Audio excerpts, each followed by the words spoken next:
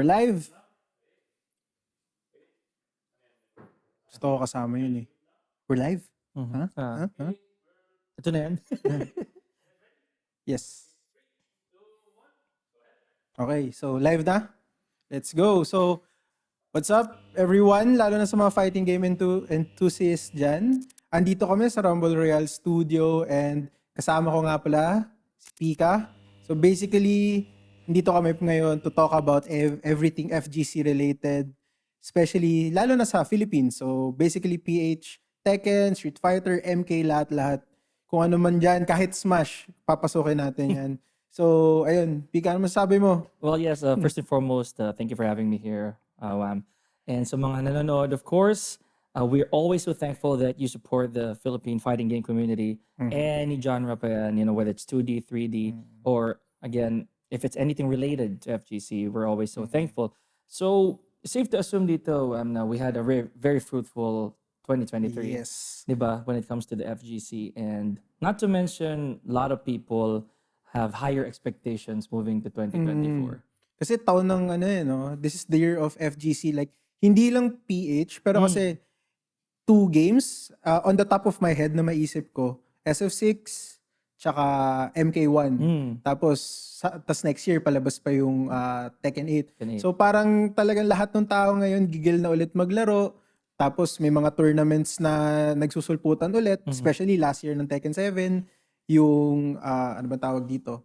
Mga road to revs, mga dojo, yung mga habol nila, basically yung circuit, 'di ba? Mga qualifiers. So parang dami kong maisip na tournament na on the top of my head.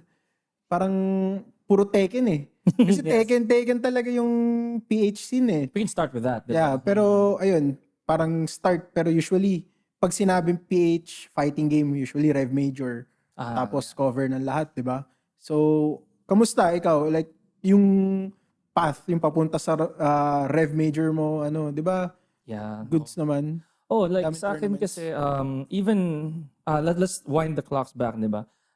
Whenever may Rev Major kasi, everyone's looking forward to the next one agad. I know, medyo atat sila kagad dyan because once na nangyari ng Rev Major, people are asking what's gonna happen next year, right? So this year, granted na it's a very special year kasi ito na yung last Tekken 7.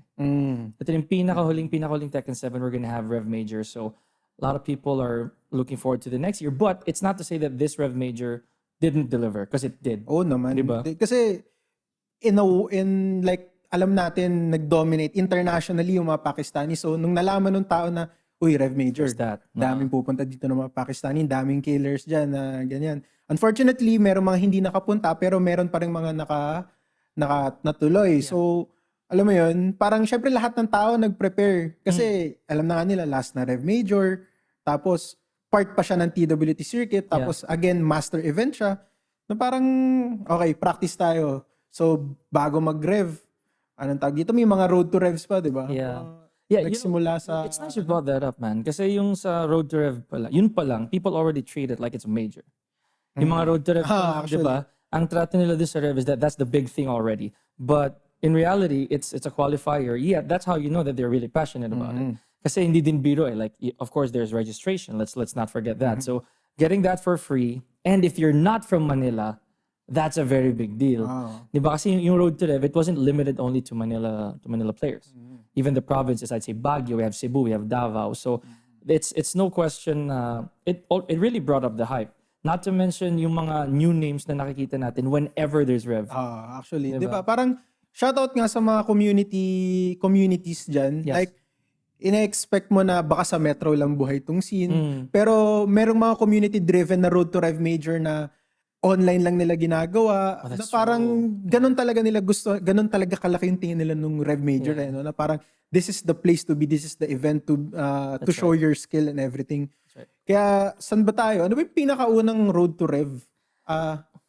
Sa MOA ba agad yun? Or may online ba? I think the prominent first one talaga was the one in Mall of Asia. Sa MOA? Yes. So, we went there, we followed. Okay, Yeah. Ako nandun followed, Pero actually, like, yun nga, ako naman, like, participant, in-enjoy ko din. Kasi ako, alam mo naman, di ba, this year, this is my first Rev Major. Yes. Pero, I mean... Isa pa yan, it's a big Yun deal. nga. First Rev Major ko as a participant. Last year kasi ano lang ako. Spectator. So, parang it didn't disappoint. So, una kong sabak, tawag dito, yung sa Mall of Asia. Tapos kasama ko yung mga kasama teammates, mga tropa sa South, sa Cavite. Alam mo, nagpuntahan lahat ng tao kasi MOA medyo in a way center siya kasi basically metro na siya eh. Ayan, so, gitna yung MOA guys. Gitna yung MOA. Hindi Gitna yan. Hindi Cubao. Hindi, pero ayun. Kasi masasabi mo rin naman na gitna siya kasi ang dami nagpunta eh. Yes. Like, and it's the first. Yun yung pinakamalaking bagay doon. Yeah. So, sino ba? Ano ba yung mga performances? Sino ba yung mga nandun? For me, ito, sige. Masamid na siya kung masamid siya. Sino? Si Charles. Si Charles. Oh, shoutout nga pala kay Charles. So, Charles is, for the idea of people, mamaya we're gonna re-intro ourselves as well. No? Pero si Charles kasi, he's a long-time player na Brian Fury loyalist, honestly. Tapos, a little bit of backstory. So, na-lower bracket siya maaga. Pretty early, I think. Yeah. Akuma mirror pa nga ata or nag-akuma ata yung kalaban niya tapos siya gis. Basta parang gano'n basta 2D. Yeah. Basta talo siya. First round. Stream pa. Very early. Very early loss, right? Tapos ginapang niya all the way to Grand Finals. And ang pinakaangal niya dun, sobrang sakit na nung paa niya. Sobrang sakit ng paa niya. Yun yung sabi namin kay Charles na parang pag masama yung pakiramdam niya, magandang feeling. Magandang feeling ko sa tournament na parang usually, nung mga pandemic days nung pumunta kami sa secret base sa Marikina. Pag minsan sasakit ngipin yan, masakit yung leg. Just pick a body part. Kailangan. It'll hurt. Na parang naging inside joke na namin yung, saan ka ba namin sasapakin ngayon? Para maganda yung run. Pero si Charles na, ginapang niya. Memorable yan for me. Finals. Though, ang naghintay sa kanya si RGN. Well, to be fair, RGN is a very staple name na ngayon sa sa that's one topic nga that you're right pointing that out. Nung pandemic, a lot of people started to emerge. Ang dami mga players na nagkaroon ng pangalan just because Tekken Online was a real thing. You know, we had to make use of whatever platform we had. And yes, naturally, alam ng mga nagfa-fighting games yan, we're a very LAN-based event. Pero nung pandemic kasi, nag-boom talaga. Nagkaroon ng paraan, like really bad netcodes turned good. Diba? Then people started to make a name for themselves. One of which, si RGN. Actually, hindi ko alam kung bago lang talaga ako sa scene noon or parang hindi ako nagpe-pay attention like nung pandemic nga. Feel ko hindi naman talaga siya lumalabas. Yes. So kaya nung unang beses ko siya nakita, sino to? Yeah. Parang like hindi sa nangingilala ko Parang sino to? Ba't parang, atas ang galing kaganyan? Hindi ko naman siya nakikita. No? So parang, okay. So, he's from Pasay. Alam natin, maraming magagaling dyan. Technically, offliner talaga siya. Offliner nga daw. Yun yung hindi ko alam. Yes, Kaya nga parang sabi ko, grabe tong sunod-sunod na, niya, very consistent. Like, he's putting up a show lalo na, like, sabihin natin, sa mga naging pros nung natin. Diba? Parang, he's giving them a good fight always. Tapos, ayun nga, parang one showing is yung sa Mall of Asia na Road to Rev. Final siya, winner side pa, diba? Yes. So parang sabi ko, hindi ko talaga maisip. Okay, so may mga ganito pala mga players nung mga nagtago nung pandemic. Right. And even if you backtrack, nagkaroon na din si RGN ng good placements. I believe that was either 21 or 22 na nag-qualify din siya for the Tekken Online Challenge or TOC. Actually, yun. So, nag-start na talaga yung journey niya from the bottom up. Again, that's the platform we're talking about, yung online, diba? So, Steam becoming one of those na accessible for Tekken, yun yung nag-pave ng way for RGN, right? But the talks of Road to Revs, there are also smaller organizations or even teams, even people na nag-organize talaga nung mga Road to Revs, right? So, apart from MOA, nagkaroon ng mga various tournaments, even towards the end of that month, leading to Rev. Meron pa nga nagkasabay. Yun, exactly, diba? Ganun nila kagusto. Kaya alam mo ding booming yung Tekken, lalo na yung Tekken scene sa atin. Like, yun nga, medyo fresh pa rin from pandemic. May mga ngayon pa lang din lumalabas. Not to mention, minsan na yung Road to Revs pala, just to add, parang nagkakaroon tayo ng esports events na nagiging Road to Rev din. Nagkaroon tayo nun before. Actually, right? Mga PPGL, mga parang ganun, ganong scale of events pa yun. Conquest or stuff like that. Ayun, Conquest. Pero hindi ata sila naging Road to Rev. Not this year, I think. May last year ba? Last year there was. Okay, that was that was around mid-year July. Mid-year. Ganun, July. But yeah, back to the Road to Revs. I think that Manila, staple na. Granted na yan. We're gonna have maybe more than one. Actually, ang daming sa Manila, di ba? Online and offline. But let's talk about the provinces, man. Yung sa provinces, meron. Ang alam ko na offline is yung Road to Rev sa SM Cebu. Yes. Diba? Always. Meron Vismin. Hindi ko alam kung purely Visayas lang or baka may mga lumipad na mga taga Mindanao. I think meron eh. Valid yun eh. They can do it eh. They can fly. Like, especially yung Team Colossus, di ba usually Vismin sila? Yeah. And correct me if I'm wrong, pero si Titan Thor, taga Mindanao? Davao, yes. O Davao. Yes. So, alam ko siya yung nanalo dun, di ba? Sa Davao, he won. So, sa Cebu was Gogoy. So separate yun. Yeah. So, merong... But you can fly kasi either way. Hindi, I mean, like, I'm talking about yung sa Cebu. Sa Cebu is Gogoy. Si Gogoy. Yeah. Okay. So, basically, Gogoy. Colossus is dominating the Vismin region. Yeah, true enough. Gogoy, Titan Thor. And an unfortunate event though, I think parang nag-abiso din yata sila that not everyone could fly, right? Remember that? There was a time that they said that they couldn't fly for a certain tournament because some of the leaves didn't get approved and stuff like that. Parang may mga nabanggit na yun. Pero still, at The least, fact that they pulled through. We were just talking about it. Baguio. Baguio, sino bang nanalo? Yeah, that I have to recap, guys. Honestly. Pero if I'm not mistaken, yung sa Baguio kasi ano siya, para community driven. Yes, By Defiant ata. I'm not Defiant, sure. yeah. So again, shout out sa Team Defiant sa Up North. See you soon. See you soon, maybe.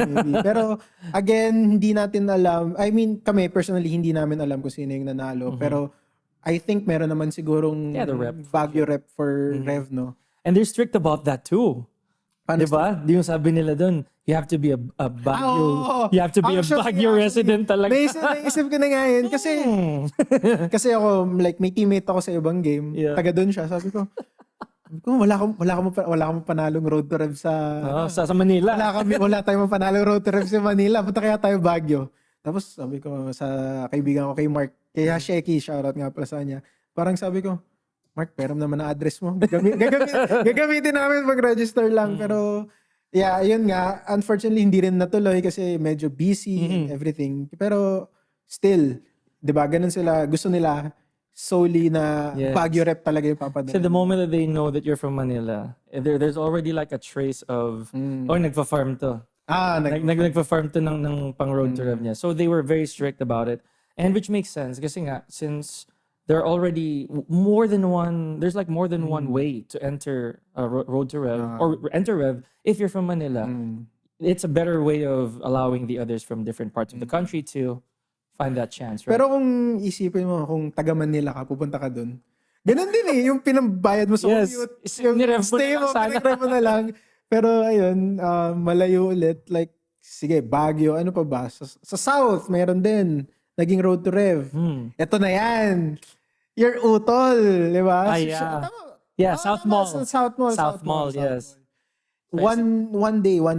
Tama kasi yung road to Rev doon, isang Tekken tsaka isang SF, di ba? Yes, apparently so. Saturday yung Tekken. And the next day, there was a different game. SF. Yeah, SF na. Pero grabe yung ano. Nagcast ka nun, di ba? I did. Shoutouts to Rock and Roll as well. Na muntik nang di umabot. Kebs muntik ka na maliit nun. But yes. Literal, pero yeah, ang tagal ng tournament. It was probably one of the longest road to Rev days. Kasi pagod eh. Yeah. Parang lower yun. Ha? If I'm not mistaken, lower na si Jules noon. Na-lowers na si Jules. Nga. So, like, yun. Alam naman lahat nung South Mall si Jules nanalo. So, kung na losers bracket siya, he needs to win 2 sets. So, 6 na game. So, kapagod. Grabe. Like, sarado na yung Pero, like, may ba naman tayo? Like, yung sa buong run. Kasi, di ba, nag-cast ka, any notable, sino bang mga nag-perform noon? Sino pang matandaan mo? Si Bakal. Actually, okay. Si Bakal Nation was really significantly good that day. So, I have to admit, he used a bunch of characters there. But I do think that he's one of the more aggressive road to Rev goers at the time. Talagang walang pinalalagpas no? Yes. Regardless of the result, he would always be there. Like, obviously, it has to be Manila limited. Pero halos lahat yun. Even the onlines, nandun siya. Sinasalihan. Pero parang dahil din na sipag niya nun, sunod. Di ba, sa Mawat, nag-top 8 din siya. Yes, exactly. So basically, dalawang road to Rev nag-top 8 din siya. Yung sipag nga ni Luis, kaya, ito pa, si Waffles. Top 8 si Waffles na, Yes, di ba? with multiple characters. With multiple characters na parang isipin mo, King main, pero Okay, Hachi. ginamit Hayachi. Yeah. Ganryu, ewan ko, Armor King, parang Weird choices. Weird man. choices. Nag-Armor King siya, yes, I remember Diba? this. Pero hindi mo kasi expect si Waffles kasi hindi naman na masyadong hindi na siya masyadong Hindi na siya tournament goer. hindi naman siya tournament goer. Hindi mo na nga rin siya makita sa rank sa Magaya na lang yan minsan. Sparring. Lunch break ako. Yeah, there we go. Bago pumasok. Yan. Stuff like that. Pero again yun, di ba? Like, nakita mo buhay na buhay yung scene. Like, sobrang active. Tapos, ayun nga, dojo. Naging dojo yun as far as I remember eh. Well, yeah, some of the legs, I believe. And Or baka yung sa playbook na. yeah, that's another one, right? Even, and I believe even Manila Madness was a dojo as well. Pero Diba? Manila Madness happened after Rev na yun. Oh, yeah. Pero, ayun In nga. fact, they're dojos pa rin, di ba? The Road 2 was a dojo. Talaga? The Road to Manila Madness was a dojo. So, may points May na merit, ako yes. Si Jules, yung yes. top 8 basically doon, sila RGN. Kasi di ba, RGN, he flew saan ba siya? Yeah, I believe he was in Malaysia, yeah. Yeah. Placed really high there too, honestly. 9? Oh, parang ganon, yeah. International. Mabibigat din. So, alam mong malakas na rin talaga. Tapos, ano pa bang sunod na road to Rev natin? Sa Makati. Wasn't there one in Cavite? Cavite? Was there not? Okay, here, pardon us. It's a lot of road to Revs, but if I remember correctly, if not in Cavite, Sa Cavite though. I know yun nga. I was thinking because before last year, if I recall correctly, there was a Dasma Lake there. Last year. This year, we're gonna try to recall how that worked. But even naman sa Cavite, MOA is the closest one. So Actually. naturally, nakita natin na pumunta talaga sila sa MOA. Di ba? Ang dami. Pero feel ko if meron man, baka community-driven na rin siya. Yeah, yun nga eh. Or if Play spots. Play spots. Speaking of play spots, naalala mo yung sa Romat? Ay, oo, yun!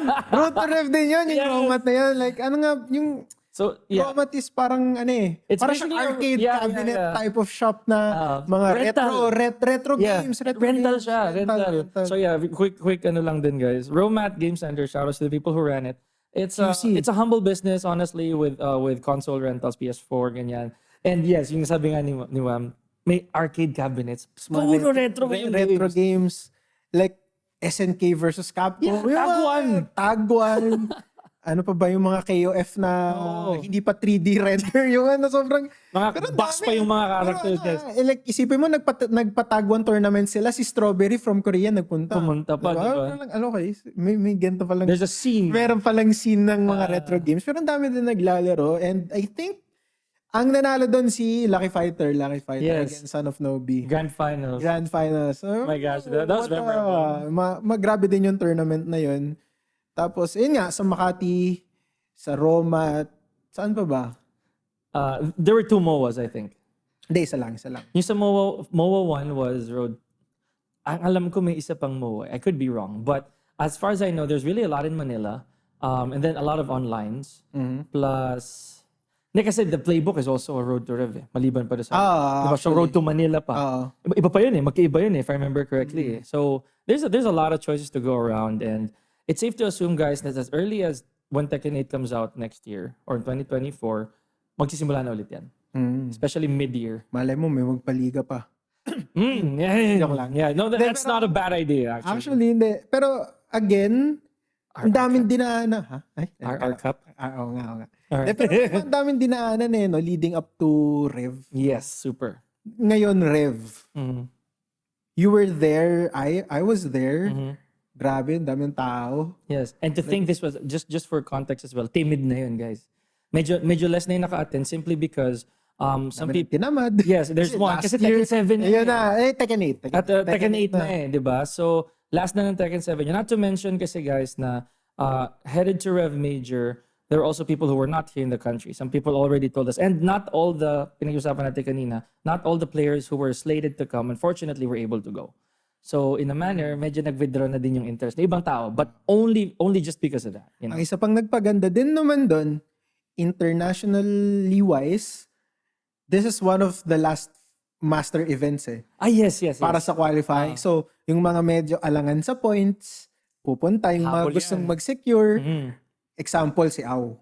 There's that, yeah. I mean, medyo known fact naman na the Japanese aren't investing that much ngayon nung like mga latter seasons na nung 7 eh. Na ang lumilipad na lang Chikurin. Right. Tas Yamasa hindi naman masyado. Pero kasi dahil nag-second place si Ao nung Evo, ang taas ng points niya. Yeah. So parang kahit, okay, makapuntos lang ako ng mataas dito sa, Which he did, anong tawag dito, sa Rev. Yeah. Okay na, secure na ako. Which is, di naman nangyari, nag-qualify siya. But, ayun, like, let's talk about our local talents. Sino-sino bang, like, nakalayo? Yeah, I believe May cheat sheet ako dito eh. Pero sige. But I think the big three, just for context of the ones watching, the big three we have in tournaments right now are the two PBE boys, namely AK and Dojin, and then there's also Jules, right? So Jules, I believe, went the furthest. I think he was, or si I remember now. Si Kim, nakalayo din. Parang Gold Standard, 32-25. Yeah. Nakalayo sila. Ang pinaka nakalayo, N4K boys. Yeah, that's right, RGN. Kasi natatandaan ko si Haps, nakalaban niya si Book ata for top 16, top 8. Tapos si Haps, si RGN, hindi ko alam kung kanino siya natalo. Pero ayun, alam ko malayo yung run nila. Pero masakit lang kasi doon, nangyari isang beses, Jules tsaka Gold Standard. Yeah, they had to face each other. They had to face each other. South na nga lang. Yeah. Teammates pa sila sa Elite. Yes. Parang, damn, it had to happen one way or another, diba? Yeah, that's also what hurts when it comes to tournaments like that, right? And the Rev Major, the original hashtag of that here in the Philippines is actually to defend the land, right? So I mean, for this year, defend the land. Or ever since. Ever since. Why hindi ba do it again? No, the do it again because of... Tasty Steve yan. Yeah, I was about to say that. Yeah, Tasty Steve is the guy responsible for the do it again, at least here in the Philippines. Pero sa Rev Major, it's always gonna be defend the land. Like ever since. Yun talaga yung ginawa nila. It's always defend the land. Now, having said that, this year, medyo unfortunate kasi walang top 8 na Filipino. So, yun, medyo masaklap ng konti. And I personally believe that that's how tough the competition really is, man. So last year, AK also, and again, much love to the guy, of course. Nag-top 8 siya, albeit nasa lower bracket. So, yun pa lang, that already is a big statement Yun nga, of how competitive. Na parang sabi nila, ay, konti rev ngayon. Pero kung titingnan mo, sa sobrang konti, sobrang stock niya, as early as round 1, pwede mo nang may makatapat na kalaban. Like, for example, si Jasen Siopao, like, mas South, magkapatid, una nilang kalaban, Chico rin Kokoma, if I remember correctly. Yes, I remember Round this. 1. Magkasunod sila sa stream, yun kagad na parang, okay, as like, parang Expect the worst. Expect the worst na parang, okay, sa entrance, bayad ako ng magkano para Kinlatch namin yun, guys. Kinlatch yan kasi basically humabol sila pero nonetheless nilaro naman nila, they played well. I think si Siopaw nakalaro din parang as hindi ata siya natalo sa Filipino player. Okay. Alam ko yung ginapa niya sa losers, foreign player din ata yung tumalo sa kanya. Right. I'm not sure. Pero ayun, dami din ano. But yeah, that's how it is. I know, Medyo stuck pero actually, maganda ring magandang segue din yun kasi like players maraming Pinoy. Yeah. Kasi 'di ba?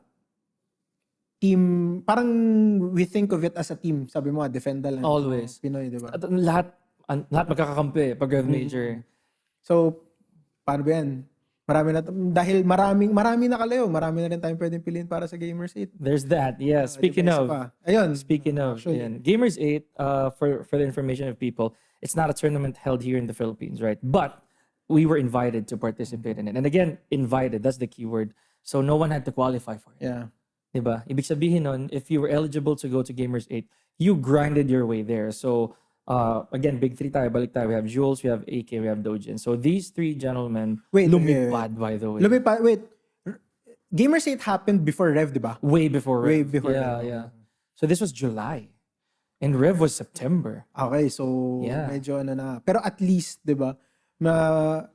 Hindi kasi siya hindi siya Bandai, hindi siya Tekken World Tour event. So yung format niya iba na parang an original format too. An original format, 3v3. Usually sanay tayo sa 5v5 Master Cup sa Japan, pero 3v3 tapos meron yung first game, 2 rounds yung side select. Yes. Opponent rival reveal. Yes. Ang dami nilang gimmicks pero very well run yung yung tournament na yun. Not to mention, guys, Nag-cast ka din doon, 'di ba? I did. Oh my gosh. like 3 of the longest casts I've done in my life. So Diba? like a 10-hour cast per day. Per day. Oh my goodness. Gamers8, ilang team? 16? 16 countries, yeah. Tapos we're so grateful na merong at least may Filipino reps tayo doon. Yeah, and Just made it to again, top 8 also. Yeah, Diba? actually. Yeah. Top 8 sila.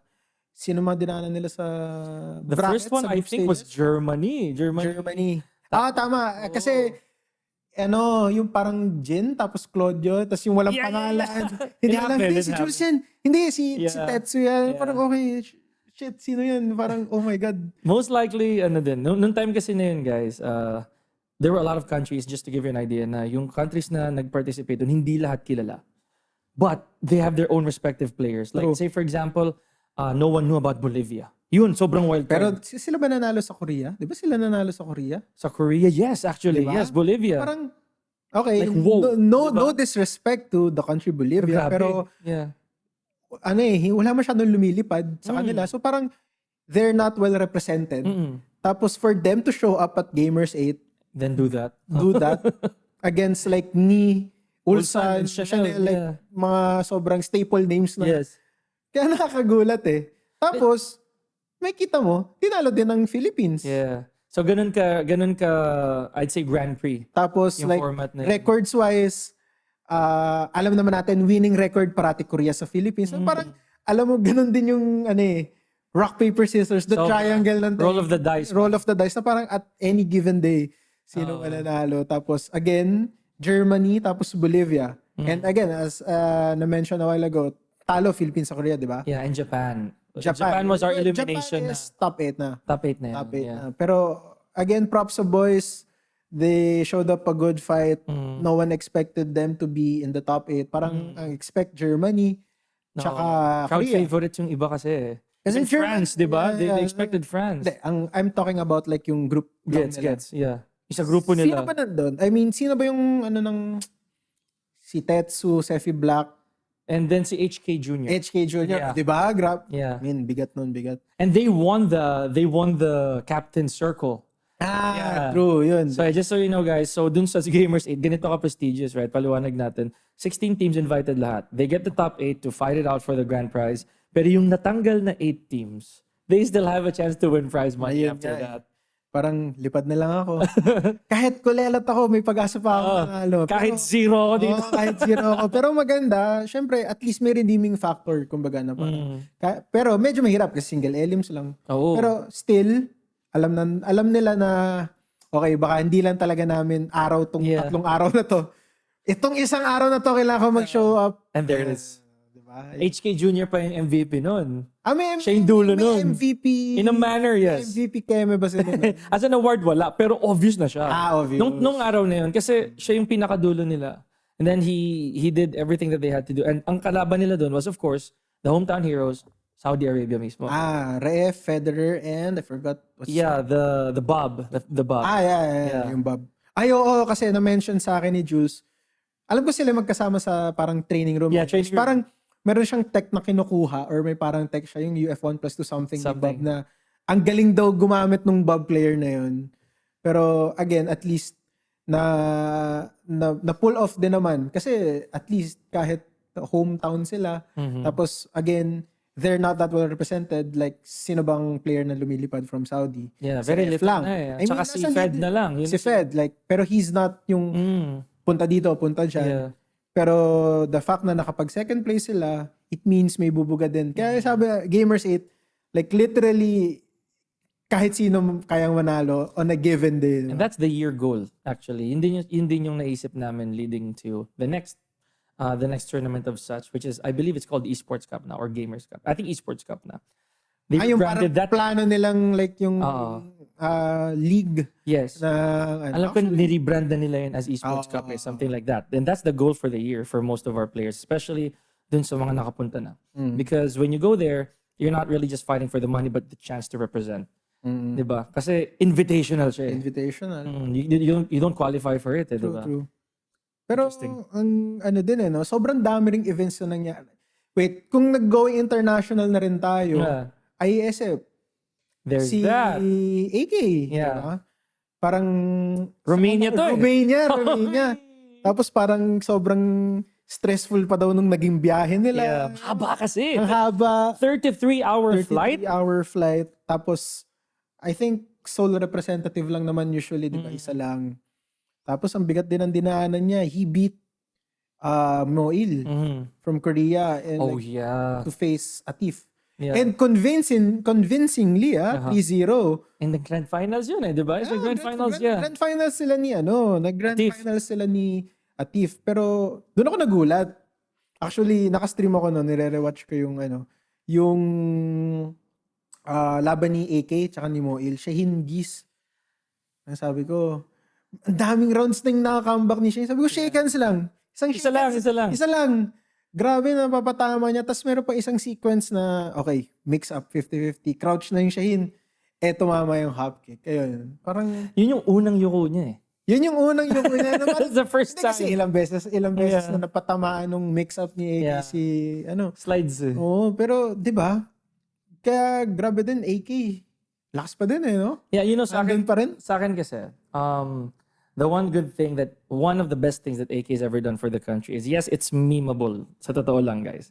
Pero siya yung nagdala kasi ng connotation na lahat ng Pilipino may Shaheen. Actually. Yes. Dumaan ka din doon. Lahat naman nakahawak na Shaheen. To be fair, madali kasi siya gamitin. Madali siya gamitin. Pero it will get boring din. In the long run. Depende sa taste mo yan. Sabi nga ni Lowhigh, business relationship only. Business relationship only. Yung Pero ano pa ba? Hindi siya nag-akuma ba siya? Hindi nag-akuma siya pero he did, sa mga earlier matches niya. Most likely the pools getting there, right? Pero yung talaga, the exclamation point then was the Paul. Kasi in my opinion, nag-Paul siya kay Atif. Yung Paul kasi for the longest time, hindi na masyado lumalabas nung time na yun. But huli kong natandaan nilabas niya yung Paul niya is Evo Japan kay Arslan. There's that. Lo and behold din yung Paul Phoenix, gumana naman. Diba gumana naman. But again, when push comes to shove, the chips are down, you're gonna go straight back to the Shaheen. Diba? And Atif yun, come on, world champion, right? Yeah. Arguably the man who put the exclamation point on Gamers8. True. Dun sa final round. Kasi, alam naman natin, ni Arslan, back and forth. Medyo clutch yung ginawa sa tiebreaker na, okay. Medyo, alam ni Nia galaw ni Arslan ngayon, okay, Atif.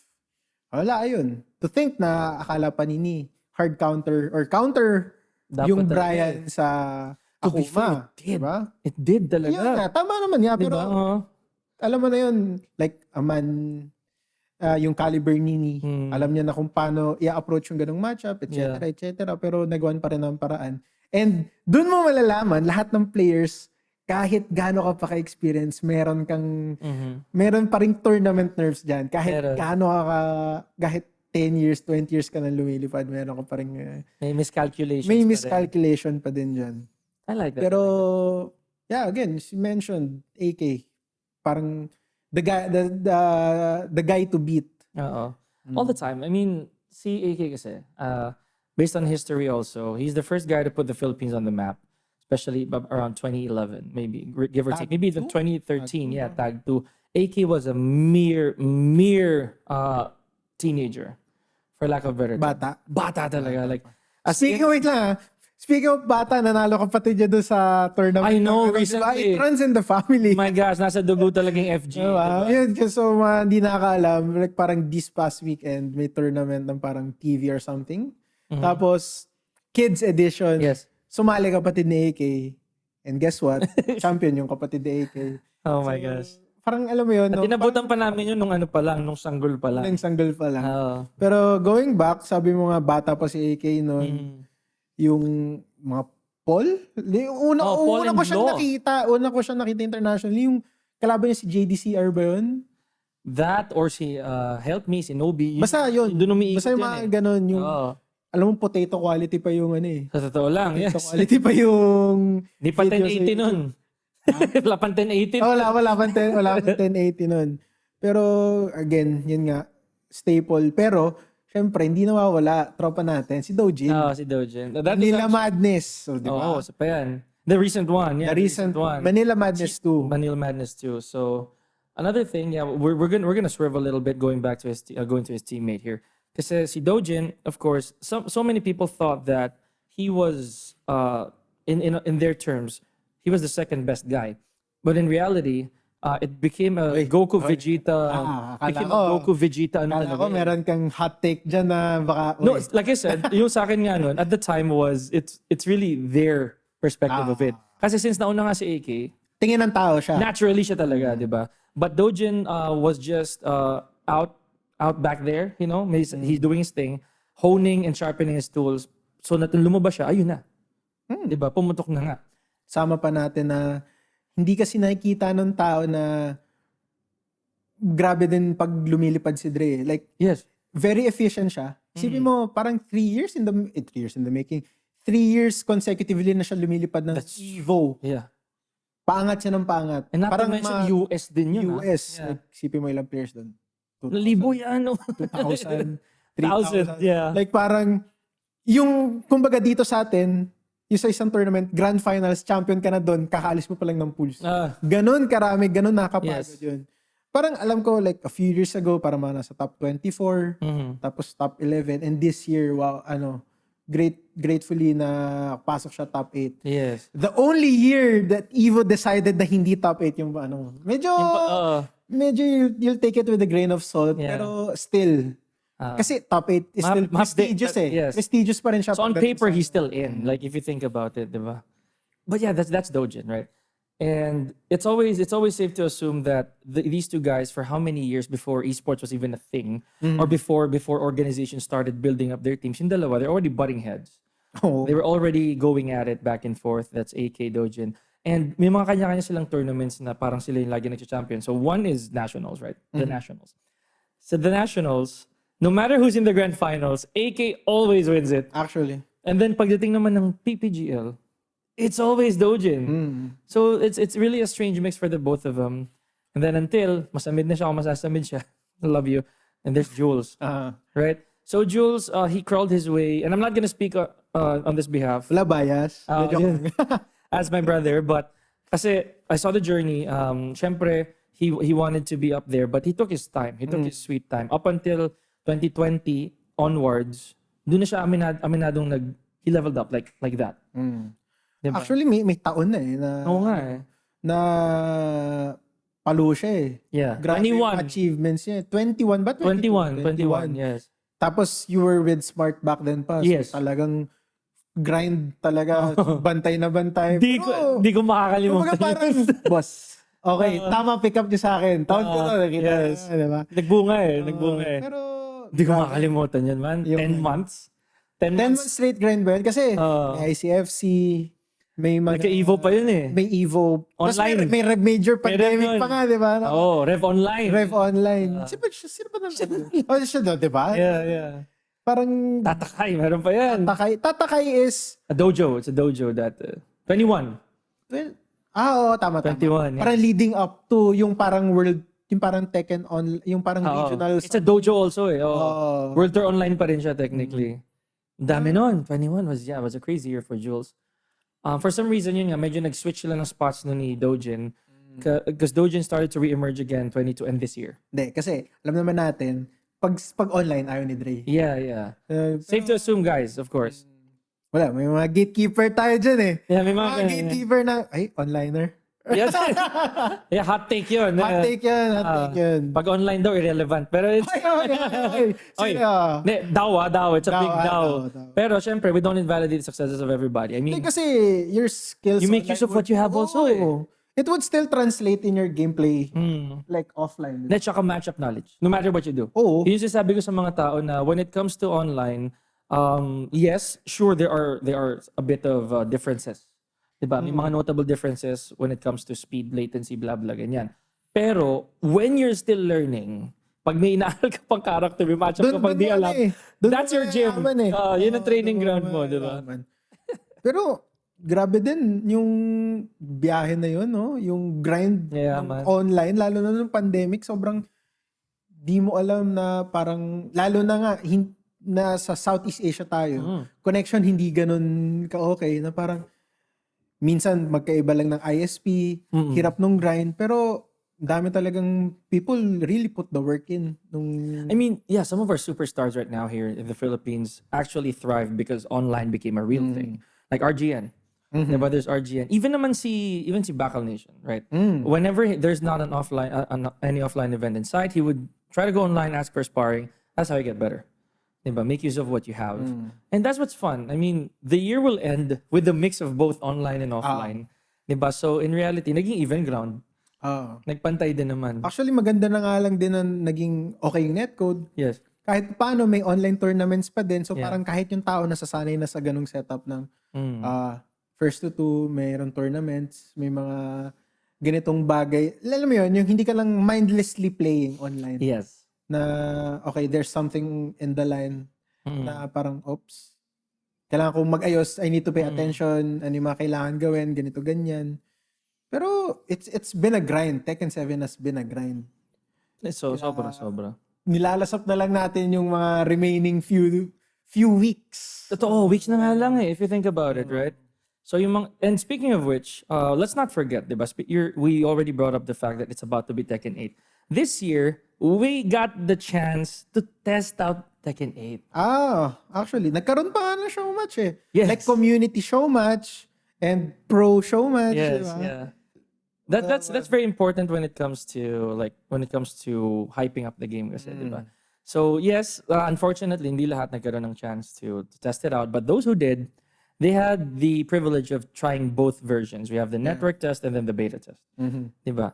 I'm not so sure if you had the network. Network meron, pero kasabay ata siya ng, may event siyang Howlers. Kasabay siya ng Howlers. The beta, this is the beta.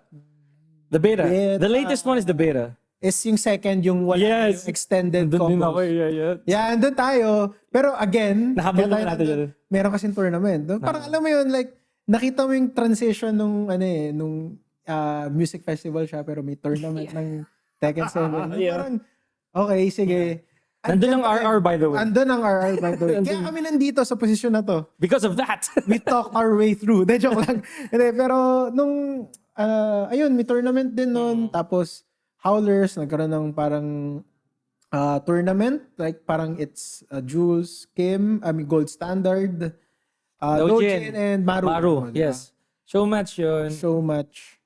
There was something at stake too, kaya thank you, RR. But realistically speaking, that's just some of the events that I believe na non-World Tour related, diba?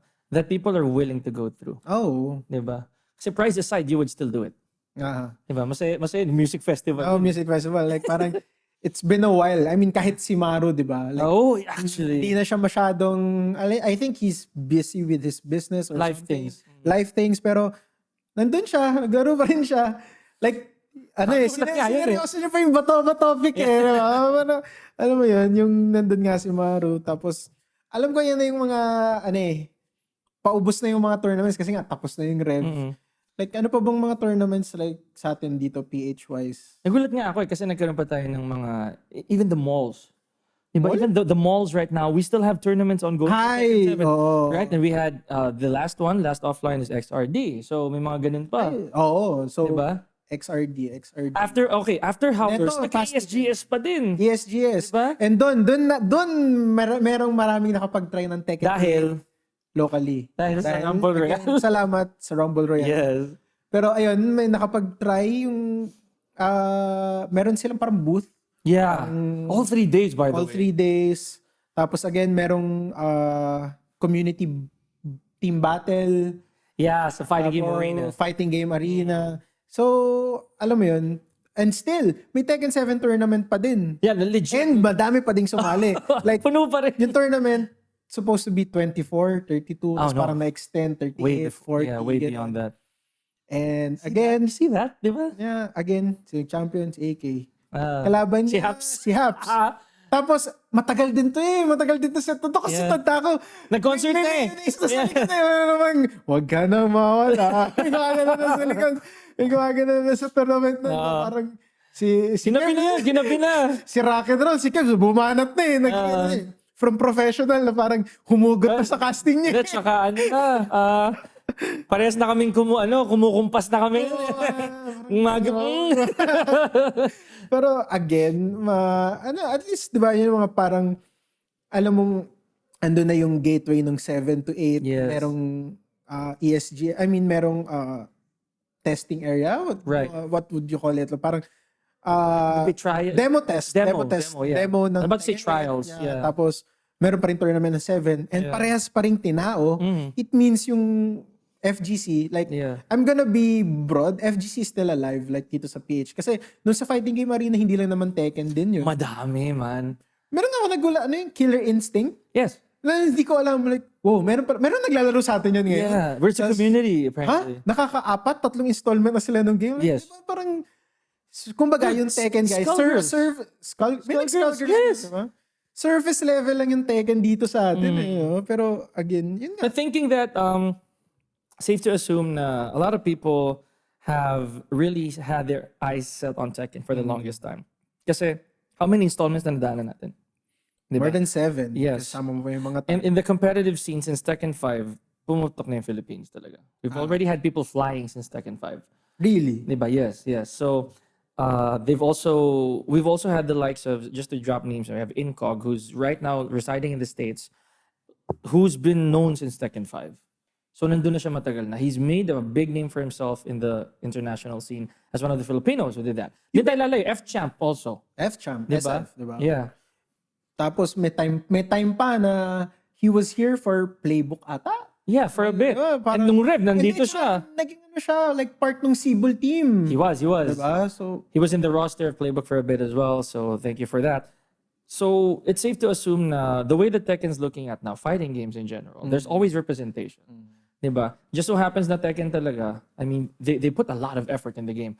So sabi nga din ni Wam kanina, we've had more than just one game. We have MK, we have Soul Cal, we have Killer Instinct, Guilty Gear, we have we have Street Fighter, of course. Then yeah, Killer Instinct, Skullgirls. Right? Ano pa ba? Smash, kahit sabi mo Smash, diba? Smash, yeah. Parang all this time, ang laki ng community nila. I know, it's so shocking, honestly. In a good way. Kasi nakagulat, dami, dumudumog talaga sila sa venues, right? Kasi makikita mo na, yun nga, sa fighting game arena, no, ESGS, may mga tao eh. Yes. May mga taong nanonood pa din, Yeah. na pag-uusapan, ganito, ganyan, na, okay, so, all this time, kala mo, Tekken Street Fighter lang alam ng tao.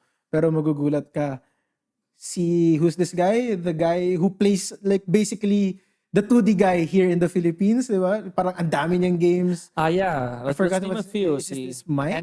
Si Mr. Mike Tastic, General Shang, yan sila. Yan, dami MJB. nila. Yeah, basically, if you play one 2D game, you have yung transition mo, like for SF, kaya mo mag-MK. Funny thing is, pati Soul Cal. Na 3D. Soul Cal. Diba? It's a very different mechanic, pero na ta-translate pa rin nila yung ability. Exactly. And that's what's fun about it, you know. And with Tekken naman, again, we're gonna get back on the horse, is since Tekken 8 is basically the next best thing, ang nakakatuwa dito, until now, may mga tao pa rin na nagtatanong about, are these characters coming to 8? Kumbaga, worth it pa ba mag-7? Ganyan. Sabi ko, yes, of course. Kasi you'll never know, yung matututunan mong mechanical skill dito sa 7, nadali mo sa 8, diba? Lalo na, may mga bagong mechanic changes, na parang, oh shit, parang 7 years, 8 years, Tekken. Running Tekken to 8 7, na, diba? yes. Parang, okay, mabibit-bit ko pa kaya to. Yung sa next year. Kasi ilang weeks na lang eh. Like, 2 weeks, 1 week after nung Tekken World Tour Finals, release na ng 8. So, parang, okay.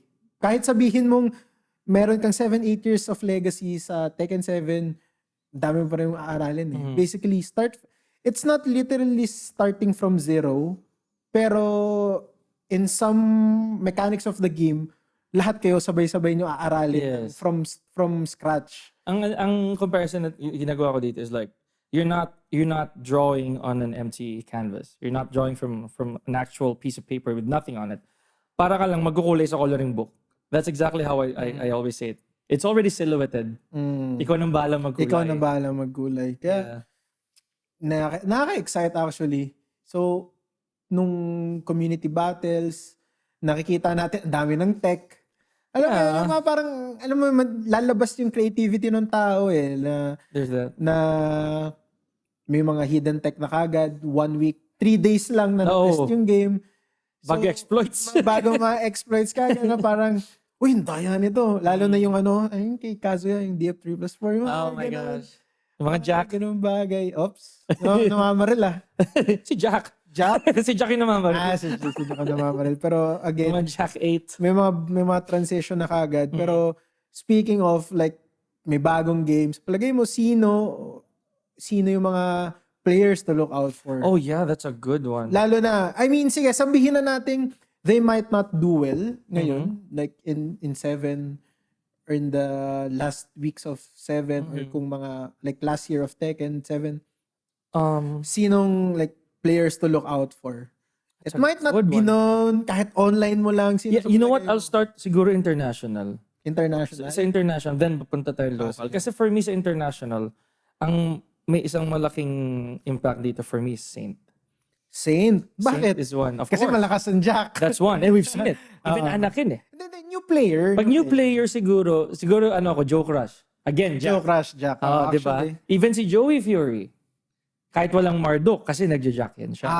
Di ba? And there's also the possibility of returning Jin players like maybe just maybe si Bok. I know he's not he's not 100%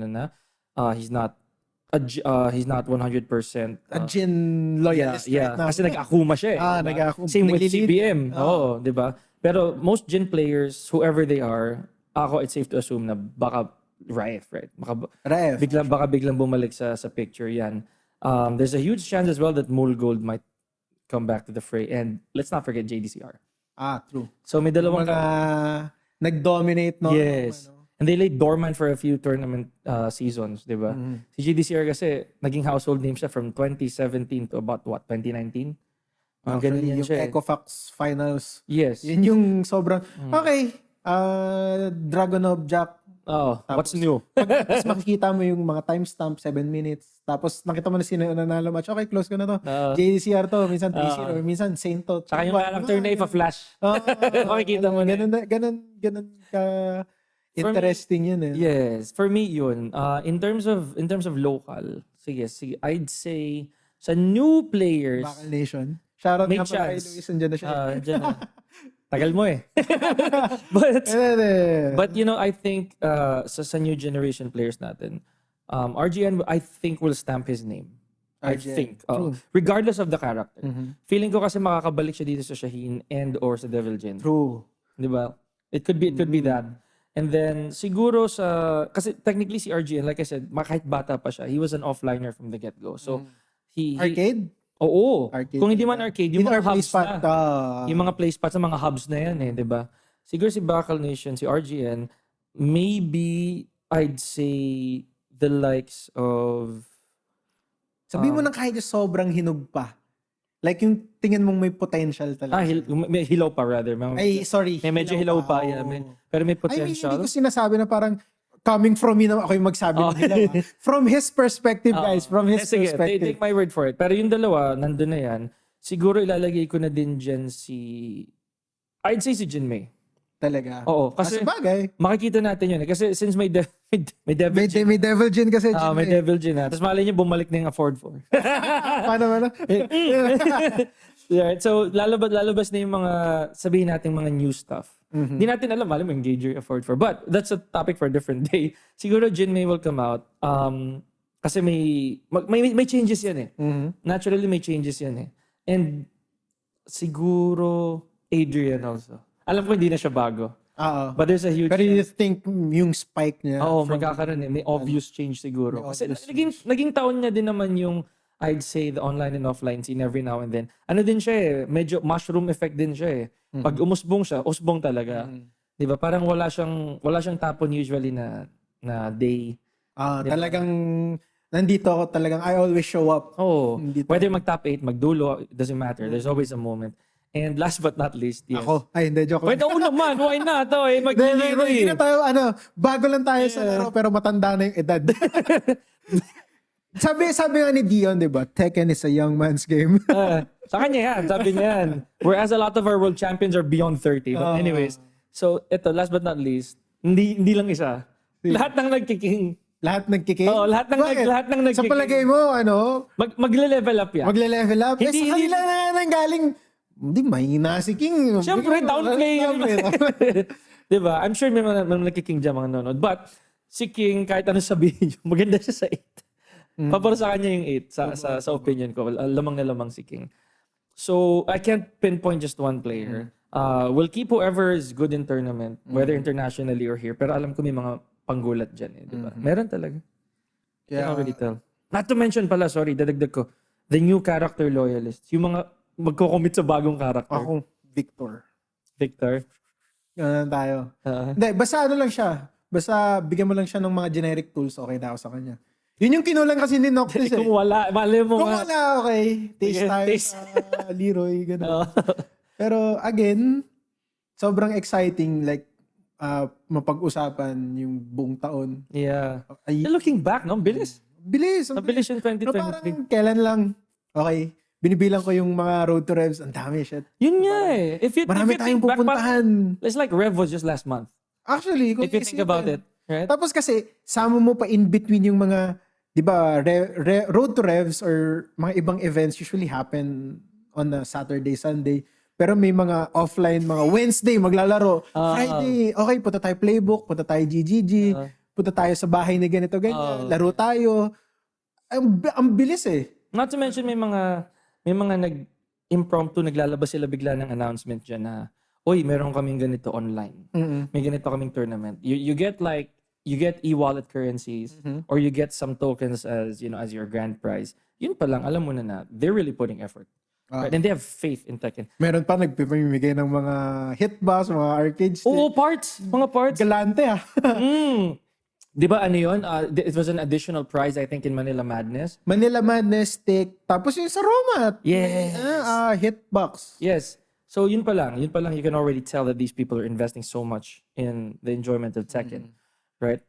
Not to mention peripherals. Naku, yan yung grabe ngayon, the peripherals, right? Like I said, sa mga malls eh. Sa mga mall. Again, na-mention even natin. in events. Events. Kanina na-mention natin, pati bata, pwede nang manalo ngayon ng TV. Basta marunong kang mag-Tekken. Diba? Imagine that. So yun pa lang, I can already attest that Tekken's really gonna grow. But for me, the exclamation point this year was the emergence of, sa akin, one of my memorable moments of 2023 ever in Tekken was the emergence of Atif. Because that cemented him to be one of the most dangerous players in the world. Si Atif talaga. Like, this year lang. Like we're talking about globally na to. Globally. Iba-iba yung ginawa ni Atif, man. And this year's strongest region. I could say the same. Pero, sige, kuwari sa Atif, sa akin si Lohay. Oh, yeah. Lohay kasi... Sa akin, Redemption Arc, yes. Yeah, Redemption Arc. Yeah. Tagal niya nag-break. Tapos, I think he never planned on qualifying. Like parang, alam mo yun, punta lang ako sa mga tournament na to, let's see anong mangyayari, anong magagawa ko. And still. Tapos, basically, Lohay and Atif, sila yung pinaka-efficient players ngayon. Sila may pinaka-konting sinalihan. But they, and qualified. To think, hindi sila like yung mga latter, yung mga 18, 19, mga parang nasa 12, 13, nasa ganun. Actually, makikita rin naman natin yun. Pero, galing.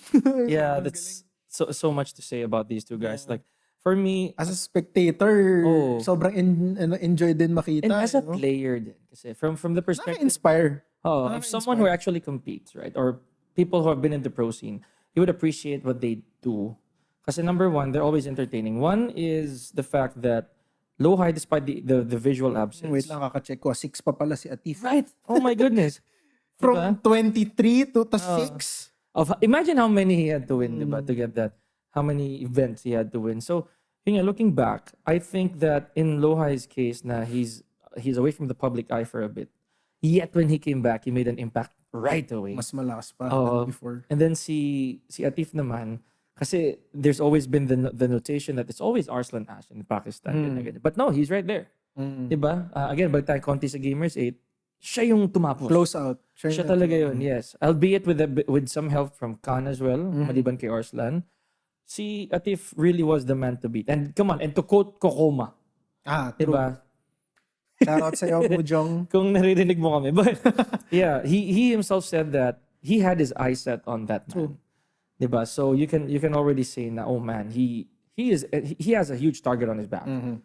Diba? Who's top 1 right now? Si ano pa rin? Arslan. Arslan, I yeah. mean, siya lang naman yung player Yeah. na naka-break ng 2,000 points threshold. I think that's a record, honestly. Record talaga. ever. Kasi to think, second place Ulsan, 1,460. So, 400, 300, I mean, more Big than gap. pala, sorry, 800 points yung gap. Pero, like, going back here, ano yung sa'yo, yung memorable mo? Like, as a member of the FGC na lang. Hindi as a coach, as an analyst, Yeah. as a caster, as a player. Moment talaga. Like, I'm not restricting you sa Tekken lang Ano yung parang memorable mo for this year? Sige, in FG, sige. Yeah. In FG, I think was... This is gonna be so funny. Ano yan? I think ang pinaka naging memorable sa akin this year was... Yung nag-cast ka with mayonnaise. yung nag-cast ako na tumugtog yung Jopay. No. I think as a Or yung nagka-cast ka tapos... tubig. Meron. I think... Okay, anyways, I think that as someone who's part of the FGC, it really is the announcement of multiple titles moving forward. Ako din sumaya kasi. Yes, I'm not an SF6 guy, honestly. I've never played it. Ako pero nung nag-release na nanonood din ako Yes, exactly. I don't know what the fuck is going on right now, but nag-enjoy ako panoorin. Ganun siya. Yes. Kasi that sparked hope. Honestly, that sparked a lot of hope in the niche. Kasi as a community, again, that thrives around offline, we know that the pandemic has slowed down, slowed down drastically. We're able now to go back to our usual setting, diba? So, in-announce SF6. Imagine the noise it made. MK1. MK1, ganun din. Not to mention, it's a whole rehash of the story. A story for another day. And then, of course, Tekken 8. Na nagkaroon na ng date. Yung Tekken 8 kasi amongst these titles. Coming soon. Oo. Yun lang. Walang Hindi, tsaka no one knew. No one knew really. Sure, nagkaroon ng trailers, character trailers like this and that. But no one knew a thing about when it's coming out. That's the big question Yeah, you keep giving us these announcements, ganito, ganyan, teasers, leaks, and all that. Diba? Pero no one knows. Ang unang teaser, wala pang gameplay. Wala. Parang 1 minute suntukan lang na cutscene. Yun na yun. Tapos dalawang character lang. Dalawang character lang. So, yeah, for me, as a guy from FG, it was really the announcement of multiple titles na it's not one moment, it's a bunch of moments, but that idea is what sparked me up. Not to mention Project L. True. Diba? There's that. So Project L is another title that looks promising, especially since it's from a developer who never did a fighting game before. Kaya alam mo alam mong booming again yung FG kasi isipin mo, they're known for FPS, Valorant, they're known for MOBA, LOL. Tapos papasok sila sa sa genre ng fighting games. Like, wala kaming record wala tayong history na set up para sa ganito. Pero and so far ang gaganda ng ang gaganda reviews. Ng reviews. Reviews are good. Again, it's going to be an exciting year. But I'll flip the script.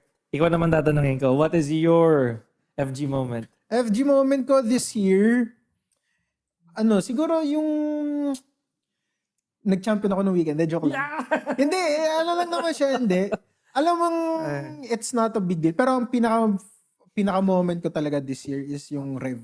Siguro kasi, yun yung pinakauna kong Rev Yeah. Alam nyo naman kung gaano kayo, ano bang kailangan gawin? Parang call out nyo, yung mali ko ngayon, ganito, ganyan. Na parang, weeks, months leading up to Rev. And again, first Rev ko as a participant.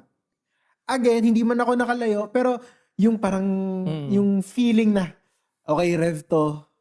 Yes. This is a bigger tournament kasi yung mga sinasalihan mo dyan every month. Tsaka yung mali. Yung parang real talk guys, real talk. Hindi siya mura. hindi ako sasali sa tournament na to para mamigay ng 3,000, 2,000, ganun. Pero hindi ako magsi-0-2.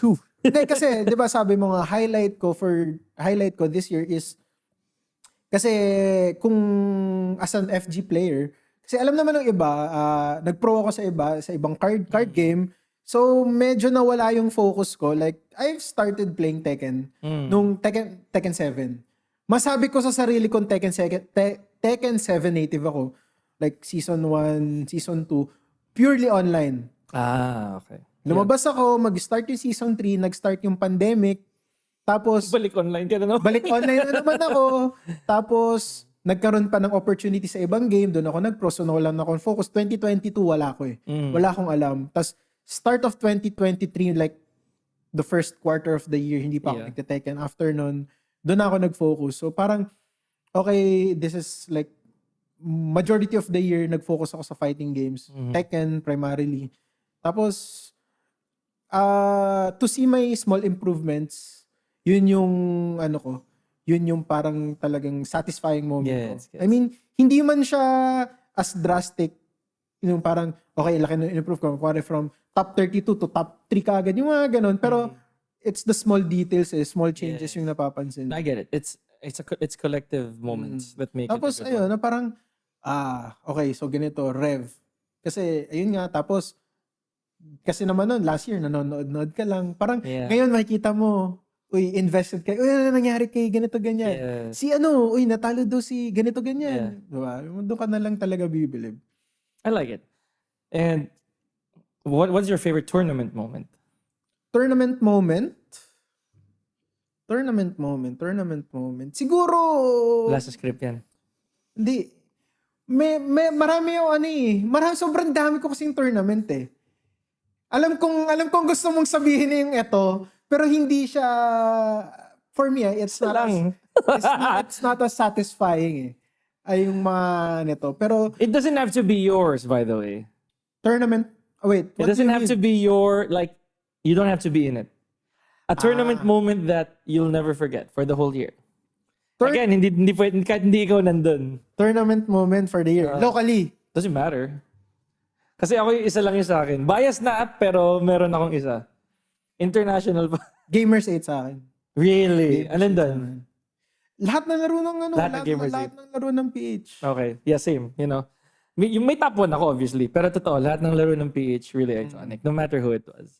Diba? Again, Philippine Tekken. Yung sa akin, yung comeback ni Jules K. Chanel. That's my top 1. Yun yung ano mo? Top 1 ko yun. Oh. Top 1 ko yun. If I'm gonna be specific, na Gamers8 yun. For me yun. Ay, hindi, sige. Anong ko na? Kung yun sa'yo, sa akin yung natalo ulit ni Jules, si Chanel nung Rev. Yes. Parang, okay, hindi champion. It wasn't, yeah. Off-stream nga lang yan eh. Off-stream, pero napanood ko. Right. And they became good friends because of that. Chanel's such a cool guy, by the way. True. Fun guy. Chanel. And, the fact that this year, honestly, when it comes to Rev Major, let's talk about the champion. We've been talking about Rev, pero we never got to talk about who won it. It's Ulsan. So, Ulsan had a hiatus for 3 years, I think, ng Rev. Hindi siya umattend ng... obviously, walang 2020. Yeah. Wala din, 2021 was only online. He wasn't here last year. Ngayon lang siya nakapunta. And then finally, he closed out Tekken 7 with a rightful throne. Very well-deserved naman. And to think, kalaban niya sa grand final si CBM. So, I know. props din sa KDF. Sobrang efficient din nila. Win-win. Win-win yun. Kaya, again, malay mo, in the future, 20B. 20B. Pero, pwede din playbook. Madami naman teams yan. May VB, may BAT, diba? Malay mo, there's more room for improvement. No. Kaya, see you sa 2024. Another thing that I would quote a friend of mine. He believes that Tekken 7 was the incubation for what esports Tekken will look like in Tekken 8. Kasi totoo naman, Tekken 7 experienced the most esports events of any Tekken installment. But maybe all those years is just to prepare it for Tekken 8. Because Tekken 8 looks like it's over-promoted, like in a good way, like really, really promoted. So, I feel that Tekken 8 will most likely be the well-deserved Tekken that we have, right? Sana. And dumali yung game. Actually. Dumali yung game. Like, yun nga, di ba? Ako nag-Tekken 7 ako. Tapos, pag nag-try ako ng mga Tekken Tag 2, parang, ang hirap pa. Oo, mahirap siya. Very, very, mas madali siyang beginner-friendly. Dali ma-digest yung 7, man. And even people that I tend to coach, like, they would always say na, they feel that Tekken 7 is easy to catch up on, pero may iba, nahihirapan pa rin. Because sabi ko naman, the only reason you will is if you're new. Pero pag nanggaling ka na sa 6, Tag 2, or any games prior to that, it's gonna be a lot easier because the mechanics are there. Not to mention when you practice mode, lahat kita mo eh. From the status of the frames, you can lab whatever you want. You can simulate. Yes. Diba? So, yun pa lang. Yeah. Very exciting times ahead. Yeah. Right. So, any final words? Okay, well, first and foremost, thank you. Thank you. Thank you to Rumble Royale for having me here. This is one of many. You know, I'll be very honest. And fighting games, of course, it's safe to expect 2024 is gonna boom. Sobra. Yeah, and we're also welcoming everybody to please try out some of the fighting games that we have here in the country. We're not just talking about Tekken, no, we're talking about everything. Whether it's a 2D game, a 3D game, or whatever other genres of fighting games there is, please do and help the community thrive. I know na there's more looking over the horizon for that. Diba? Yeah, but basically, thank you RR for this opportunity. Makapag-usap kami FG related. Medyo bias kami sa Tekken kasi At hindi least kami for masyado this ep. expert. At least for this episode. So, For this app. ano na tayo, gagawin ko na yung niche. Comment down below. Yes, for De, pero if gusto niyo pang makita ng other content or another episode na we're gonna talk about other fighting games, if you wanna see someone in the podcast, Please. let us know. And this is one of Numerous episodes, hopefully. numerous episodes. Tapos, again, like ngayon, hindi pa namin alam yung pangalan. So, Oy. again, let us know kung may masasuggest kayo. Pero, ayun. Yeah, I think that's a wrap, guys. That's But a wrap. thank you so much for having us here, and we're looking forward to the next. This has been quite an honor, my G. Thank you so much. Not to mention, we're looking forward to other genres then, actually. Oo. Diba? Yeah, sabi ko nga kanina, anything under the sun. Pero focus tayo sa FG. Mostly PHFG. Pero again, paalam nyo lang sa amin kung meron kayong gustong topic na pag-usapan, meron kayong gustong guest na kasama namin. O kayo na, punta kayo dito. Punta na kayo dito. Kahit casuals tayo dito. Pero, yeah. So, my name is Wam. This is Pica. Pwede nyo kaming i-follow sa aming Twitch. Sa akin, at Wam20V. Sa'yo? Pica_Lozano. Yeah. On all socials. Same, basically. On all socials, at Wam20V din. And again, thank you, Rumble Royale, for having us. And maybe we'll see you on the next episode. Please do. Maybe an episode before the Tekken World Tour Finals. Oh, yes. Or during the week. Oy, or oh, start no. of Tekken, That's a good one. All right. So, yeah. Thank you, guys. I hope you enjoyed this episode. And, We're out. di pala. Thank you, guys. Hope you enjoyed this episode. And we look forward to your comments and suggestions. If meron pa kayong gustong, like, any ideas para dito, we'll appreciate it. Okay? Thank you. Ciao.